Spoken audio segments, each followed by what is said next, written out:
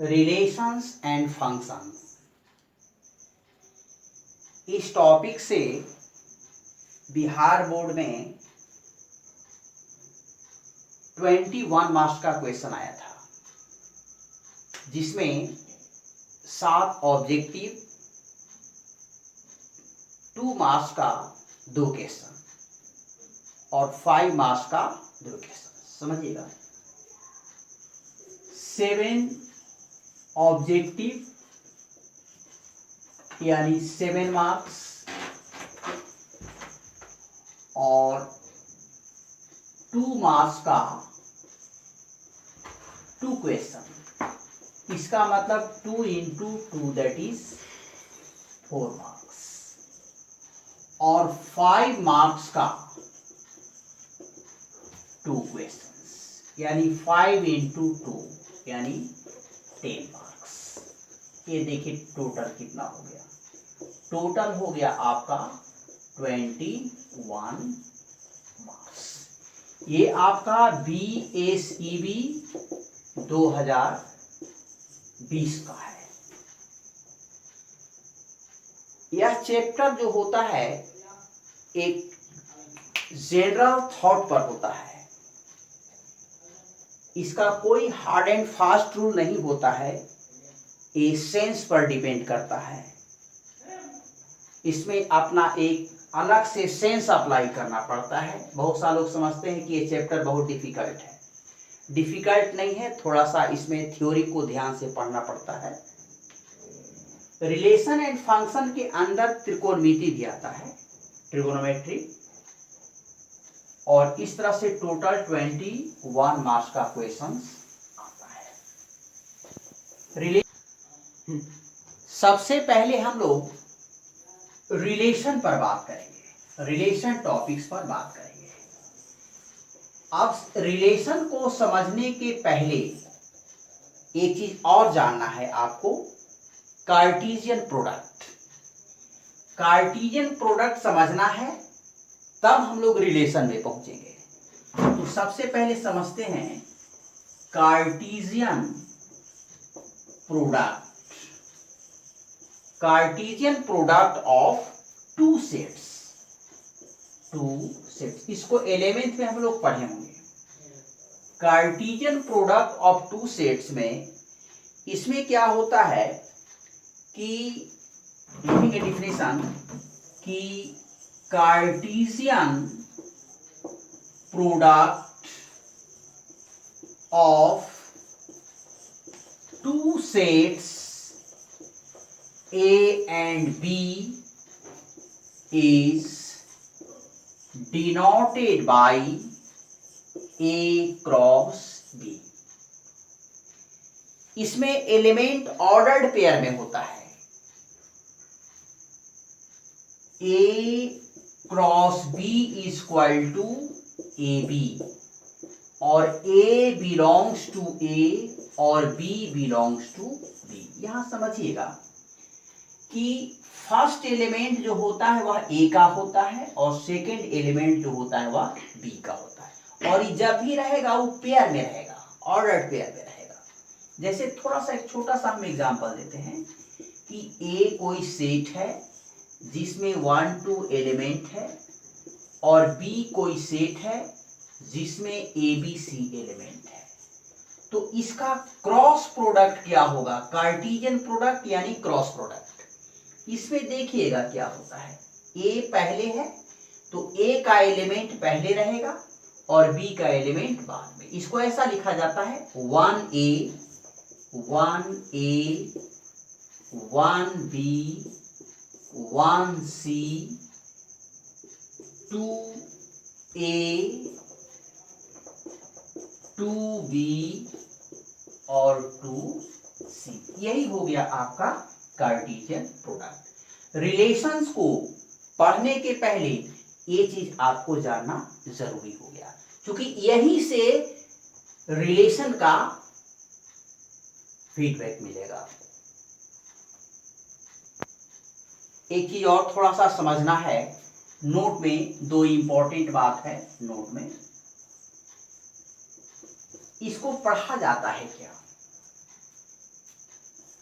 It is read as, इसे पढ़ा जाता है ए क्रॉस बी। पहला बात याद रखिएगा। सेकेंड बात ध्यान देना है कि 2 3 इज नॉट इक्वल टू 3 2, ऐसा नहीं देखना है। यहां पर चेंज होता है, ऐसा नहीं कि 2 3 और 3 2 दोनों बराबर है, ये दोनों अलग अलग चीज होता है। एक बात और समझ लेंगे, हमको जानना जरूरी होता है। तीसरा पॉइंट होता है सबसेट जानना जरूरी होता है। जैसे if A and B are two sets such that every element of A is an element of B, then we say that A is subset of B। इसको ऐसा लिखा जाता है written as A subset B। इसका मतलब ये समझिएगा कि दो सेट है तो A B का सबसेट कब कहलाएगा, जब A का सब एलिमेंट B में हो। जैसे एग्जाम्पल हम लोग समझते हैं कि A कोई सेट है जिसमें 1 2 एलिमेंट है और B कोई सेट है जिसमें 1 2 3 एलिमेंट है।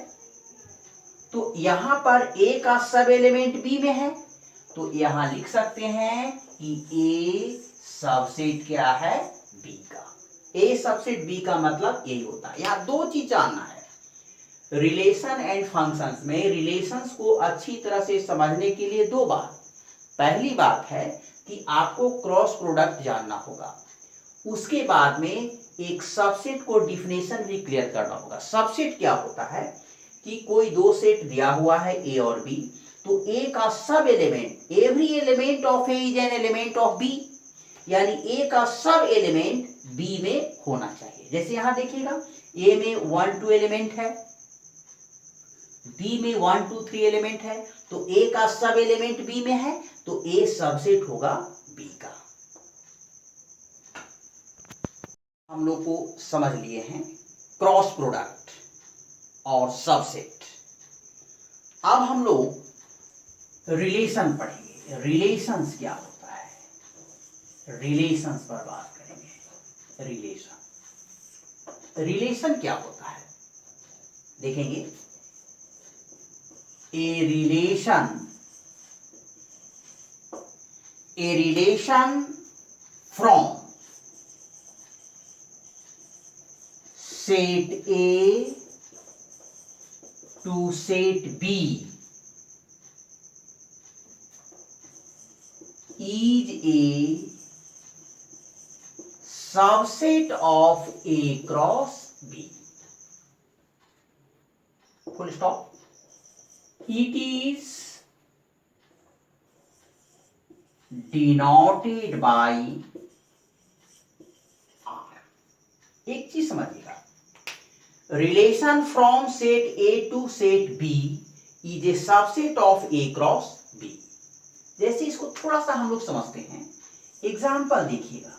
जैसे A कोई सेट है जिसमें 1 2 3 एलिमेंट लिया, और B कोई सेट है जिसमें AB एलिमेंट लिया। सबसे पहले हम क्रॉस प्रोडक्ट निकालेंगे इसका। क्रॉस प्रोडक्ट पहले निकालिएगा। देखिए क्रॉस प्रोडक्ट कैसे निकलता है। Cross product A cross B, 1 को A के साथ रिलेट कर देंगे, 1 को B के साथ रिलेट करेंगे, 2 का A के साथ, 2 का B के साथ,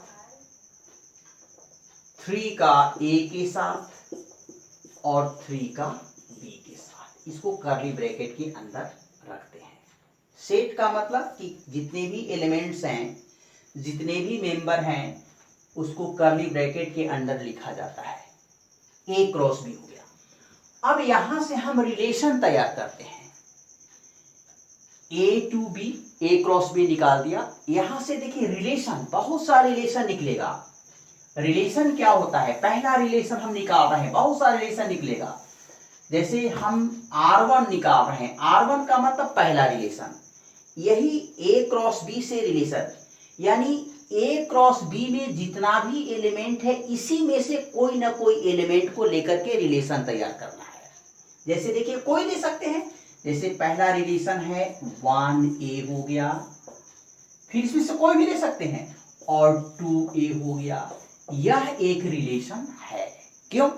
क्योंकि R1 सबसेट है A क्रॉस B का। देखिए रिलेशन को डिफाइन हमने यहां किया है कि a relation from set A to set B is a subset of A cross B।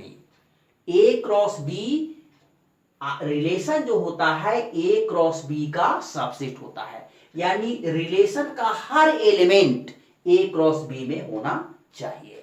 दूसरा रिलेशन तैयार कर सकते हैं, R2 इसी में से कोई एलिमेंट ले सकते हैं, 3B एक ही एलिमेंट ले सकते हैं, यह भी एक रिलेशन है क्योंकि यह जो है इसका सबसेट है।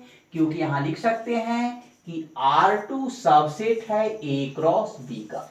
इस तरह से बहुत सारे रिलेशन तैयार हो सकता है। एक और रिलेशन तैयार कर सकते हैं, इसी में से एलिमेंट होना चाहिए, कोई भी ले सकते हैं, 1B हो सकता है, 2B हो सकता है, 3A हो सकता है, यह भी रिलेशन है क्योंकि A क्रॉस B का ही एलिमेंट रिलेशन में होना चाहिए। यहां भी लिख सकते हैं कि R3 सबसेट है A क्रॉस B का। रिलेशन का मतलब ही होता है कि जितना भी A क्रॉस B में एलिमेंट है इसी से हम लोग रिलेशन को तैयार करते हैं। इसी रिलेशन को डायग्राम से समझते हैं। डायग्रामेटिकली, ये देखिएगा डायग्राम से इसको समझते हैं। जैसे अभी जितना भी हमने 3 रिलेशन बनाया, अब इसको डायग्राम से हम लोग समझ रहे हैं। देखिएगा A सेट है और B सेट है। हमने A में क्या क्या एलिमेंट लिया था, 1 2 3, उस एलिमेंट को ले लेना है। B में क्या एलिमेंट लिया था, A और B। ये देखिए रिलेशन जो है ना A टू B है, ऐसा कर देंगे, एरो देंगे A से B, from A to B। R1 पर हम लोग समझ रहे हैं, R1 का मतलब ये हो गया इस रिलेशन का डायग्राम बना रहे हैं। तो यहां देखिएगा कि 1 का रिलेशन A के साथ है, तो 1 को हम A के साथ रिलेट कर देंगे। 2 का रिलेशन A के साथ है तो 2 को ऐसे कनेक्ट कर देंगे। ये देखिए ये हो गया R1 का डायग्राम। फिर दूसरा देखेंगे, दूसरा डायग्राम, ये पहला हो गया। और फिर देख लेते हैं A कोई सेट है और B कोई सेट है। सेकेंड रिलेशन पर बात करेंगे, ये है R2, ये देखिए इस रिलेशन पर बात करेंगे।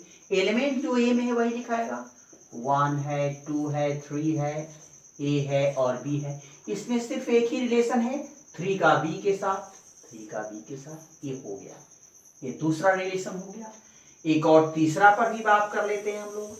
ये है A और ये क्या है आपका B। इसमें एलिमेंट क्या है, इसको R3 कर लेते हैं, 1 2 3 A और B। R3 रिलेशन में देखेंगे 1 के साथ B का रिलेशन है, ऐसे मिला लेंगे। 2 के साथ B का रिलेशन है, ऐसे मिलाएंगे इसको। 3 के साथ A का रिलेशन है, ऐसे मिला लेंगे हम लोग। इस तरह से तीनों रिलेशन को डायग्राम से हम लोग ऐसे समझ सकते हैं। नोट में समझेंगे थोड़ा सा, एक बात और note, AB belongs to R, इसका मतलब है कि AB रिलेशन में है। इसको ऐसा भी लिख सकते हैं, is written as A related to B. इसको ऐसा हम लोग पढ़ेंगे, A is related to B. A B relation में है तो इसको ऐसा लिखते हैं, अब पढ़ लेते हैं, ए इज रिलेटेड टू बी। दूसरा समझ लीजिएगा कि अगर ए बी रिलेशन में नहीं है तो इज रिटेन एज ए, इसको काटेंगे, ऐसे काटेंगे, ऐसे, ऐसा नहीं है कि देखिए इधर ध्यान, बहुत सारे लोग ऐसे काटते हैं तो ऐसा लगता है जैसे पी को काटा है, इसलिए काटने का तरीका देखिएगा, जैसे आर है तो ऐसे काटेंगे तो आर कटा हुआ है, नहीं तो कभी कभी ऐसा होता है ना कि ऐसे कट गया तो ये हट जाता है तो लगता है कि पी कटा हुआ है, इसीलिए काटने का तरीका है। इसको लिखते हैं कि A is not related, A is not related to